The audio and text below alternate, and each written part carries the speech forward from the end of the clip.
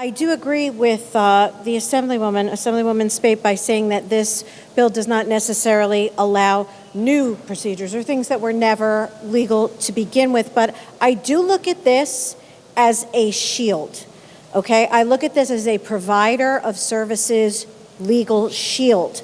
So the bill is being sold as a health care bill, but it's not. It's a shield bill, a legal shield. It provides protection.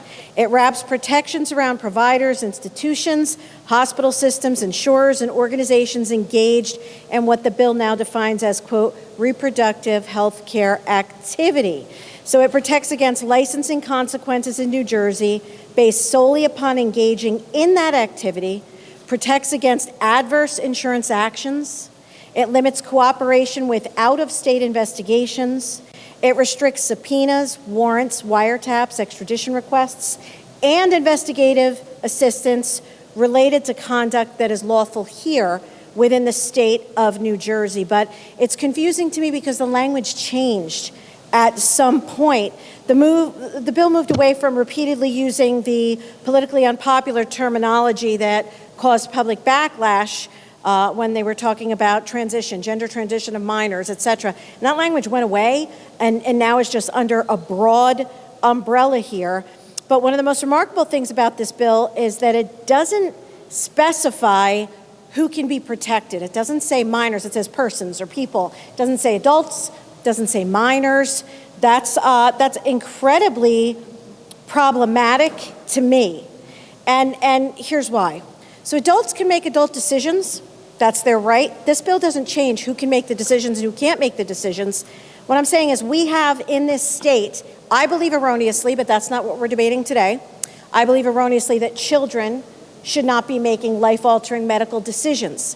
But what this bill does is it protects that whole bevy of individuals from being hurt by these insurance protections. So let me give you an example. Let's say a child across state lines from another state where abortion is prohibited, reaches out to the state of New Jersey, finds a telehealth provider, they provide the medication, the child has a complication, parents lose it. New Jersey is in the business now of putting up a barrier for subpoenas, for records. I don't know, it could have been a reputable healthcare agency that the person worked with, might not be. But the point is, this bill does nothing, in my opinion, to protect children. Like, this isn't a child protection bill, no matter which side you're on.